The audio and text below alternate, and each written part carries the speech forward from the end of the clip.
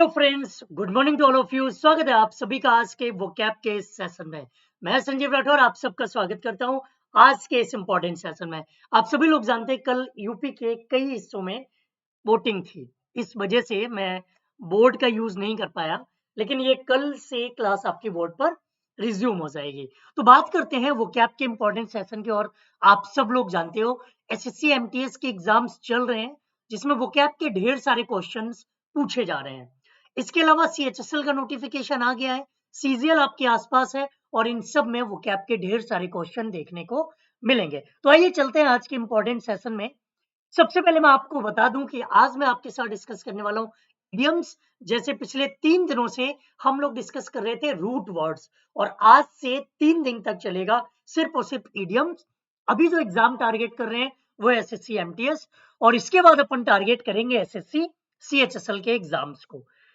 Morning shows की अगर मैं बात करूं, इवनिंग में आपके लिए सीएचएसएल के लिए ये क्लासेस होती हैं, सॉरी एमटीएस के लिए ये क्लासेस होती हैं, जिसमें 6 बजे मेरी क्लास होती है। इंग्लिश के मैं आए हुए टॉपिक आपको करवाने वाला हूं, और 6:30 बजे रीजनिंग की क्लास हितेश सर की होती है। 7 बजे आकाश सर की मैथ्स की क्लास होती है, और उसके बाद 7:30 बजे जनरल नॉलेज की क्लास संदीप सर की होती है। मॉर्निंग शोज में आपको मिलता है 6:30 बजे पीयूष सर का करंट अफेयर्स, 7:45 पर मेरी वोकैब की क्लास, 8 बजे एडिटोरियल सुआदित्य सर का, और उसके बाद 9 बजे से 11 बजे तक रेलवे की क्लासेस होती हैं, जो general awareness Rohit sir, maths की क्लास आशीष सर, और रीजनिंग की क्लास सोनम मैम के द्वारा पूरी होती है। ईपीएफओ एसएससी के सेशन की बात करें तो 10 बजे से 1 बजे तक चलते हैं। 10 बजे English Aditya sir, reasoning Mandeep sir और संदीप सर के द्वारा मैथ्स होती है। फिर आता है सीएचएसएल के इंपॉर्टेंट क्लासेस, जिसमें 11 बजे मेरी क्लास, 12 बजे आकाश सर मैथमेटिक्स, 1 बजे रीजनिंग और 2 बजे जनरल नॉलेज की क्लास होती है। उसके बाद आईबीपीएस पीओ क्लर्क के फाउंडेशन बैच आते हैं। 3 बजे इंग्लिश आदित्य सर, 4 बजे रीजनिंग मनदीप सर, 5 बजे मैथ्स संदीप सर। फिर आती है आईबीपीएस पीओ क्लर्क ग्रामीण बैंक की क्लासेस, 6 बजे रीजनिंग मनदीप सर, 7 बजे संदीप सर मैथमेटिक्स। ज्योग्राफी की स्पेशल सीरीज विश्वजीत सर के द्वारा 7 बजे होती है, और सीजीएल फाउंडेशन बैच 8 बजे तेज सर, 9 बजे आकाश सर, 10 बजे जनरल नॉलेज और 11 बजे मेरी क्लास होती है। ये संदीप सर की 2 स्पेशल क्लासेस होती है। एसएससी एमटीएस से रिलेटेड या किसी भी एग्जाम से रिलेटेड अगर आपके मन में कोई डाउट, कोई परेशानी है, तो इस नंबर पे हमें व्हाट्सएप कर सकते हो, या वीडियो के डिस्क्रिप्शन में गूगल फॉर्म है, उसको भी आप फिल कर सकते हो। पहला क्वेश्चन आपकी स्क्रीन पर है, और ये है at once backend call. At once backend call का मतलब होता है कि आप हमेशा किसी की आज्ञा को मानने के लिए पूरी तरह से तैयार बैठे हो। जैसे कि आप इंतजार कर रहे हो कि कोई मुझे कुछ बोले और मैं उसके अकॉर्डिंग काम करना शुरू कर दूं। तो अगर हम देखें कि option number 1, ready to obey someone, जिसका मतलब होता है किसी की आज्ञा का पालन करने के लिए तैयार रहना, ये अपना यहाँ पर आंसर बन रहा है। अगला क्वेश्चन है अ बुल्स आई।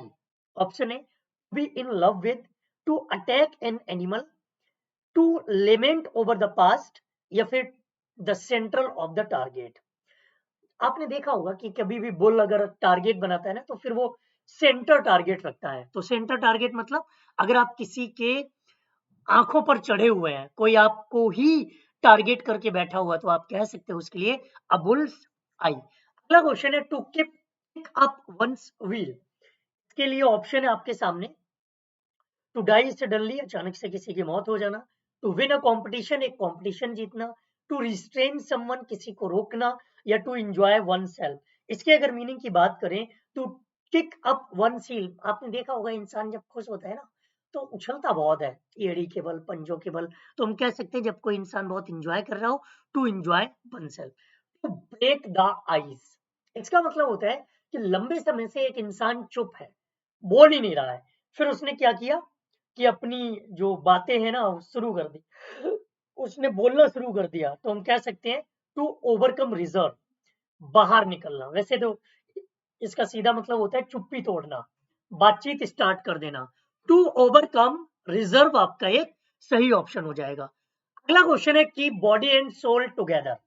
ऑप्शन है to remain joyful in a tough situation, to understand the details, to earn a sufficient amount of money in order to keep yourself alive, a quick and automatic response।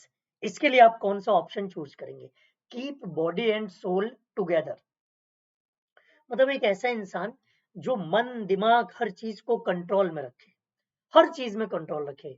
और उसका सीधा सा मतलब है, और control में इंसान कब रहता है आजकल? आज के ज़माने में देखा जाए कि इंसान के पास पर्याप्त धन होना चाहिए, पर्याप्त अमाउंट होना चाहिए अपने आप को जीवित रखने के लिए। तो हम कह सकते हैं to earn a sufficient amount of money in order to keep yourself alive, या पहला वाला, इन दो में से कोई एक होगा। एक बार आप लोग भी कमेंट कर दीजिए कौन सा ऑप्शन सही होगा इसके लिए। या तो पहला करो, या दूसरा करो, तीसरा करो, या फिर आप बिल्कुल सारे ऑप्शन छोड़ के किसी और में चले जाओ। सही यही है, to earn a sufficient amount of money in order to keep yourself alive, अपने आप को जीवित रखने के लिए आप पर्याप्त धन कमा लें। नेक्स्ट है have an axe to grind, बहुत पूछा गया है ये, और इसका मतलब होता है किसी के साथ झगड़ा करना, किसी के साथ लड़ाई करना, या हम कह सकते हैं कि अपने पैरों पर कुल्हाड़ी मारना। जो इंसान आपके साथ अच्छा कर रहा है, आप उसके साथ भी बुरा करने की जब कोशिश करें तो ये वर्ड यूज होता है। नेक्स्ट है cook and bull story, imagining, telling, inventing, या हम कह सकते हैं वार्निंग। इसका सीधा सा मतलब है कि एक ऐसा इंसान जो मतलब इमेजिन करे, वो हम कह सकते हैं कि गलत स्टोरी बताए, फेक स्टोरी, झूठा बहाना करे। तो हम कह सकते हैं इमेजिनिंग मत करना, इमेजिनिंग कल्पना होती है, इन्वेंटिंग कर सकते हैं कि वो झूठ बोलने के नए नए बहाने इन्वेंट कर रहा है, झूठ बोलने के नए नए बहाने बना रहा है। नेक्स्ट है rolling stone gathers no moss. Option आपके पास है to rise to a higher position, a person who keep changing jobs or places achieve little success in life, to try something new, या to overstate a minor difficulty। a rolling stone मतलब जो लुढ़कता रहे पत्थर, इसे हम लोग हिंदी में बिन पेंदी का लोटा भी कहते हैं। तो a person who keep changing jobs, जो प्रोफेशन बदलता रहे। जॉब बदलने का मतलब ये नहीं कि आज वो इस कंपनी में कल उस कंपनी में चला गया, नहीं। जॉब बदलने का मतलब प्रोफेशन चेंज कर दे। आज उसकी कपड़े की दुकान है, कल मैथ्स पढ़ा रहा है, परसों पता चला कि उसने ड्राइविंग सीख ली, ये वाला profession. But to the chase, option है to get to the point, leaving out all of the unnecessary details, main मुद्दे पर बात करना, calling for help when it is not really needed, बिना जरूरत के किसी को बुलाने की कोशिश करना, मीटिंग एक्सपेक्टेशंस, अपनी उम्मीदें को अकॉर्डिंग मीटिंग करना, to make a wrong assumptions about something, किसी के बारे में गलत अजम्पशन करना, गलत सोच रखना। तो इसका मीनिंग है कट टू द चेज, मुद्दे पर बात करना, जो मेन पॉइंट है उस पर बात करना, इधर उधर की बातें नहीं करना। स्पिन अ यार्न, ये एक इडियम है और इसका आपको यहाँ पर मीनिंग बताना है। डू वीविंग वर्क, बुनाई वाला काम करना, बी अ कनिंग क्राफ्ट्समैन, एक बहुत चालाक क्राफ्टमैन बनना, स्टे साइलेंट, या फिर tell a long and far fetched story. Spin a yarn मतलब धागे को लपेटना, धागा बहुत बड़ा होता है, बहुत लंबा होता है, और इस तरह से हम कह सकते हैं tell a long and far fetched story, बहुत लंबी, बहुत बढ़ा चढ़ाकर किसी स्टोरी की बात करना। नेक्स्ट है वेव इन द वुड्स, ध्यान दें वुड का मतलब लकड़ी होता है, लेकिन वुड्स का मतलब जंगल होता है। ऑप्शन है inexperienced, beautiful, needing to be rescued, या प्रीटी। जंगल में अगर आप चले जाएं तो भाई जंगलों में रास्ते तो होते नहीं है, और जंगलों में रास्ते नहीं होते तो आप इनएक्सपीरियंस कहलाएंगे, आप भटक जाएंगे। तो पहला ऑप्शन सही है। हिट द सेट बहुत इंपॉर्टेंट है, स्क्रीनशॉट ले लो। ऑप्शन है to hit something, to go to sleep, to commit adultery, to hit somebody. क्या होगा इसका सही मीनिंग? हिट द स्टैक, और इसका मतलब होता है कि भैया सारे काम निपटा के अब हम चले सोने, to go to sleep. Next है डाई इन हार्नेस, ये मैं प्रपोजिशन में भी कई बार आपको बताया हूं। Die while in service, die while in safety, die in a hospital bed, या डाई पीसफुली। इसका सही मतलब होता है डाई वाइल इन सर्विस, जब आप किसी सर्विस में हो उस टाइम आपकी डेथ हो जाए। नेक्स्ट है मीट वंस वाटरलू, ये मैं तीसरी बार करा रहा हूँ जब से एमटीएस का एग्जाम हुआ है, क्योंकि मुझे पता है एमटीएस नहीं तो सीएचएसएल में ये जरूर पूछा जाएगा। To meet one's Waterloo, to meet a strong adversary, to meet with humiliation, to die fighting, to meet one's final death. इसका सही मतलब है ये दरअसल बनाया गया है, नेपोलियन बोनापार्ट की मौत हो गई थी अपने अंतिम युद्ध में, शायद 1815 या 1915 में, जब भी हुआ हो ये आप लोग जानते होंगे। तो उसका अंतिम युद्ध था वो वाटर लू का युद्ध, इसीलिए इसको बोला जाता है। तो लास्ट ऑप्शन सही है, फोर्थ वाला। नेक्स्ट है to leave no stone unturned. Option आपके सामने है to keep clean and tidy, to try out most, to work enthusiastically, to change the things.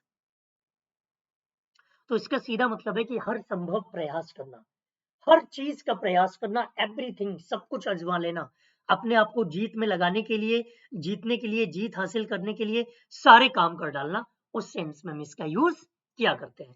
To sorry to try out most, हर संभव प्रयास करना। तो ये था आज का इंपॉर्टेंट सेशन। उम्मीद है ये जो वो कैप के क्वेश्चन है ये आपको इंपॉर्टेंट लगे होंगे। मैंने लगभग 40 क्वेश्चन, 40 से भी ज्यादा कर दिए सर ने, 50 क्वेश्चन तैयार करा लिए। और ये मैं एक और सेशन लेकर आऊंगा आज दिन में, एक शॉर्ट सेशन होगा 5-7 मिनट का, उसमें भी कुछ इंपॉर्टेंट इडियम्स कराने वाला हूँ। चूंकि ये सेशन 3 दिन चलेगा, 3 दिन, अगले आने वाले 3 दिन में वोकैब में सिर्फ और सिर्फ इडियम्स आपको कराने वाला हूँ। तो आज का ये हो गया।